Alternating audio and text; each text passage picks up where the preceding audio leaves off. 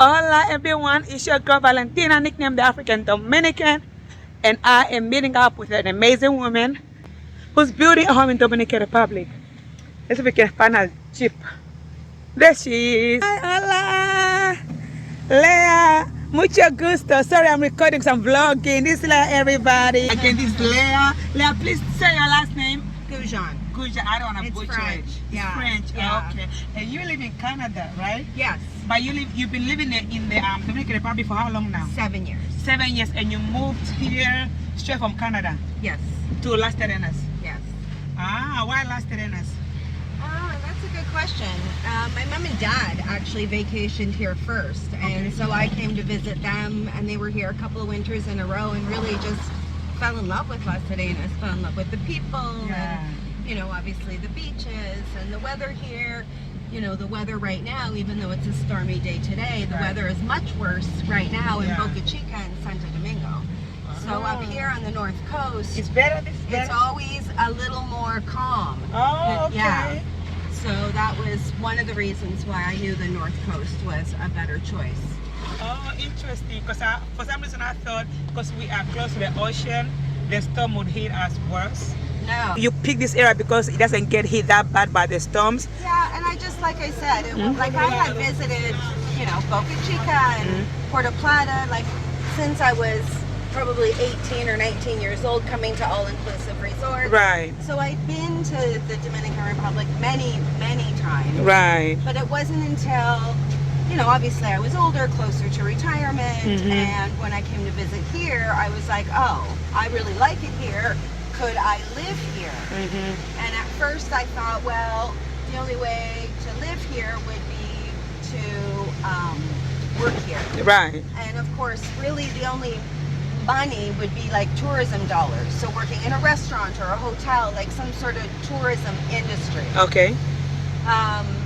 Because obviously Dominican wages are very low. Right. There would be no reason for me to quit my job selling real estate in Canada to move here to work making Dominican wages. So, the more I thought about, working in the tourism industry, now you're talking about an industry where you're working a lot of hours. Like a restaurant and hotel is 24/7. Right.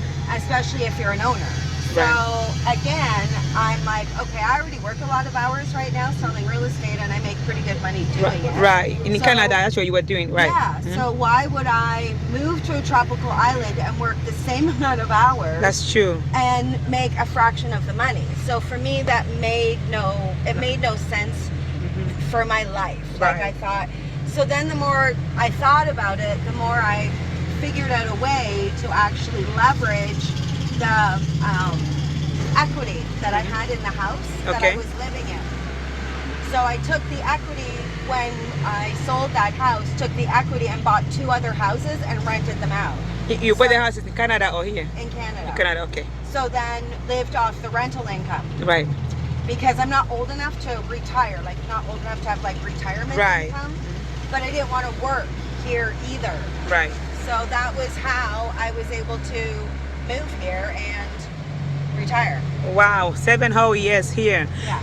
You from Toronto or where in Canada are you from? Just outside of Toronto, about 2 hours north. Right. Yeah. So what made you, what attracted you the most to Dominican Republic? What stood out for you the most? The people? For sure, yeah. Compared to Canadians, Dominicans are more friendly, would you say? No, Canadians are very friendly. Yeah. No, and I think maybe it's because the people are a lot like Canadians. Right.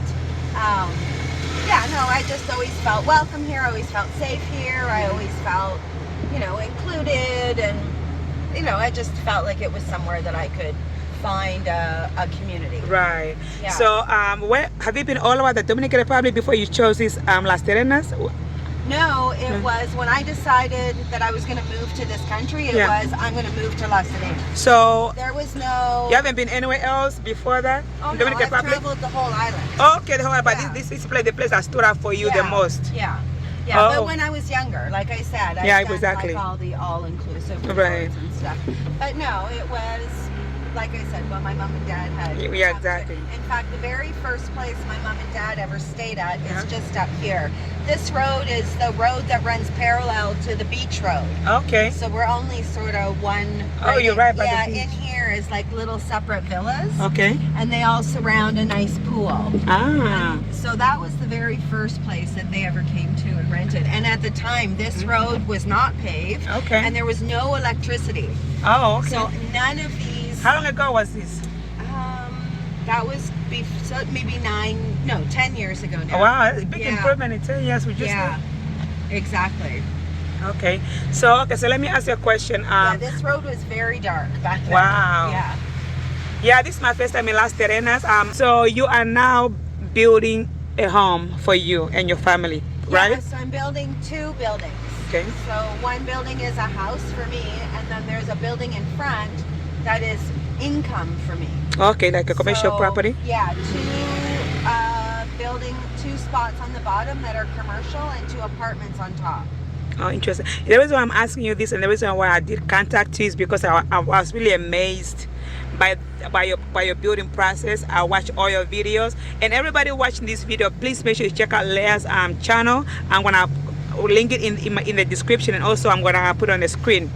She's doing an amazing work. You know, I mean, a woman, Canadian, a foreigner, building a home in Dominican Republic. So that's what we are going to right now.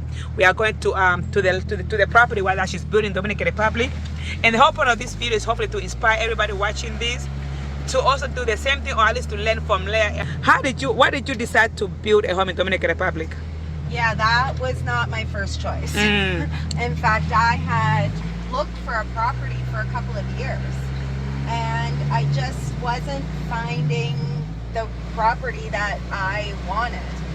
And there was a Dominican, a local Dominican. He was born and raised here in Las Terrenas, and I met him 10 years ago when my mom and dad first came here.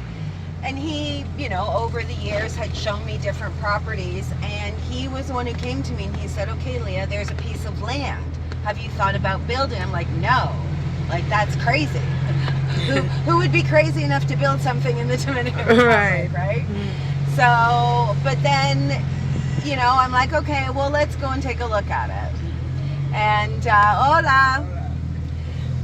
So let's go take a look at it. And the location of it was very good, and I'll explain why. So the road that we're on here right now runs parallel to the ocean, and this road here runs straight down to the ocean.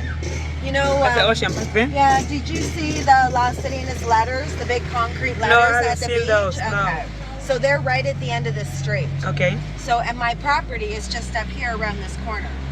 So it's within walking distance down to the beach, but you have a small barrio that's right here. Right. Which Barrio for hood? barrio neighborhood. Neighborhood? Okay. Yes. Doesn't mean a bad neighborhood, it just means a Yeah, neighborhood. exactly. Okay. But it means that you've got like little shops, and you've got people and families, and Okay. a church and a school, and you know, Right. a guy selling fresh fish and a guy selling fresh chicken. Like, you know, that's what a barrio means. Okay. Yeah. And unfortunately, where you are, there is no barrios. Yeah, I'm in a very tourist area, right? Exactly. So we're coming up to And our Alice property said- here. So Okay. these 2 white buildings that are here on the right. Right. So the first building is the commercial building, and then the house is the one at the back. That white building we're looking at right now, that's Yeah. our building, that's our property. And you started building this how long ago? 5 months. 5 months ago. Yes. Look how much work is done. You guys, Yeah, we're getting we're close. pretty much done. So I'm going to go to, there's a little back road that Okay. actually takes me to the house. So we'll go in that way.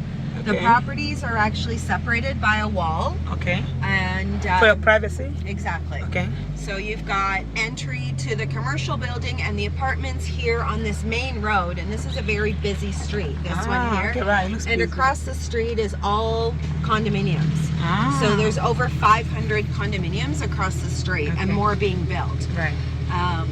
So which is why I wanted to put in commercial spaces, because there's a huge demand in this area Okay. for shops and, you know, like little corner stores and little Right. supermarkets and things like that. Okay.